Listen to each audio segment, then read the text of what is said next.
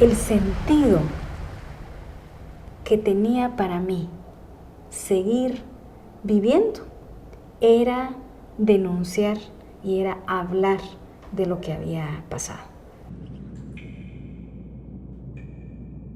En el primer cuarto donde estuve había una silla donde por primera vez supe que me iban a torturar.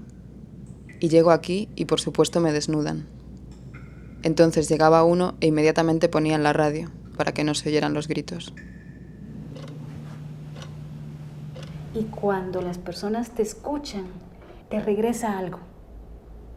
Te regresa básicamente la convicción de que lo que te pasó no es responsabilidad tuya y que eso puede cambiar. Empiezo mi militancia política a los 13 años, muy joven.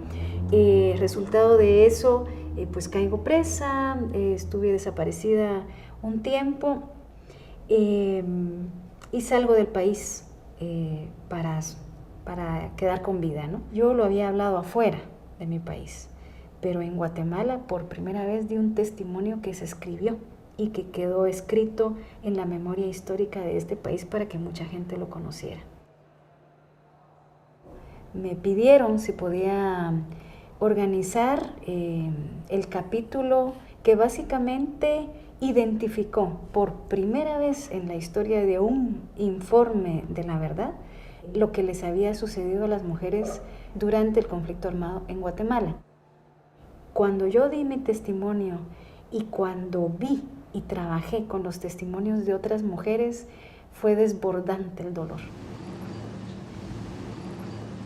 El proyecto de recuperación de la memoria histórica, más conocido como el proyecto REMI, inicia en 1994. Se inicia preparando animadores de la reconciliación, que eran personas de cada una de las diócesis, encargadas de tomar los testimonios de todas aquellas personas que fueron afectadas por el conflicto armado. Se produjo el informe que se conoce como Guatemala Nunca Más. Estos informes nos permitieron tener un diagnóstico nacional de lo que había pasado en Guatemala. Y todo eso ha sido como una investigación que busca precisamente dignificar la memoria de las víctimas. La guerra dejó muchas secuelas psicológicas y por lo tanto había que dar un acompañamiento psicológico a todas aquellas personas que fueron dando sus testimonios, porque fueron procesos bastante dolorosos de recordar lo que había sucedido.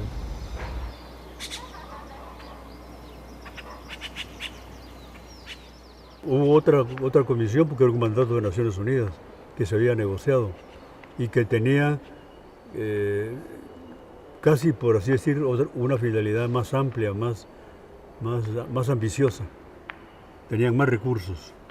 De modo que hay dos versiones que no se contradicen, que se complementan mucho.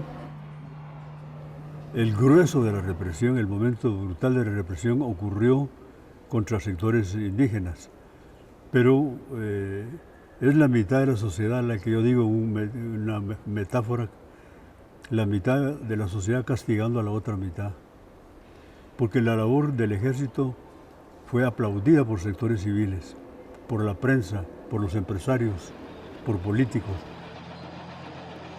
El informe Guatemala Nunca Más arroja un número de 442 masacres que se cometieron.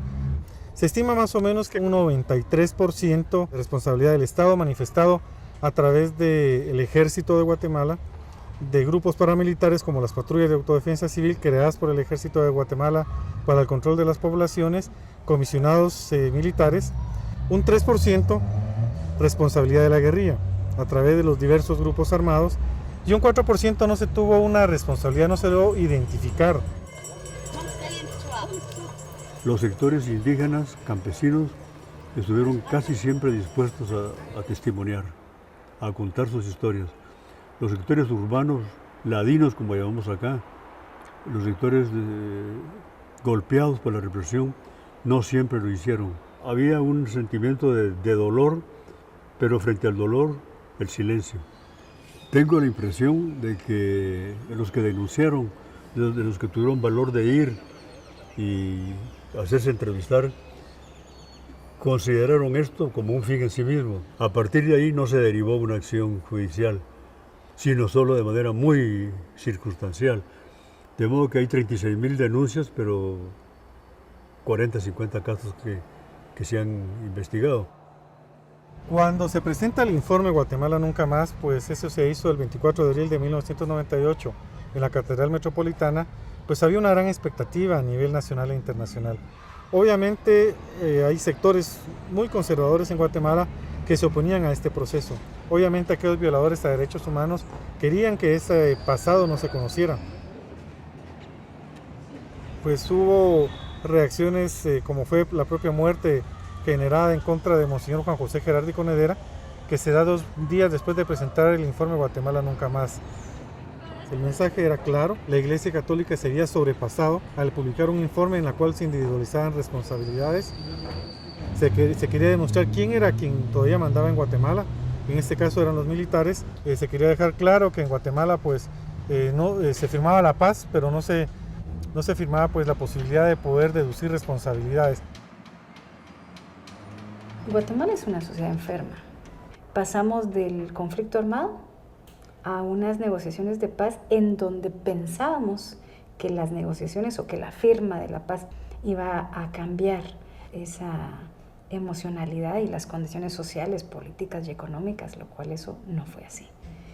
Tenemos ahora un gobierno militar con un presidente que participó en la guerra. Estamos regresando a formas violentas y represivas de resolver los conflictos desde el Estado. No podemos permitir que regresen gobiernos militares como el que tenemos ahora. Conocer la memoria para un país como el nuestro es tener y dar y respetar el derecho humano a conocer la verdad. Si nosotros como pueblo guatemalteco no conocemos la verdad, esa historia va a volver a repetirse.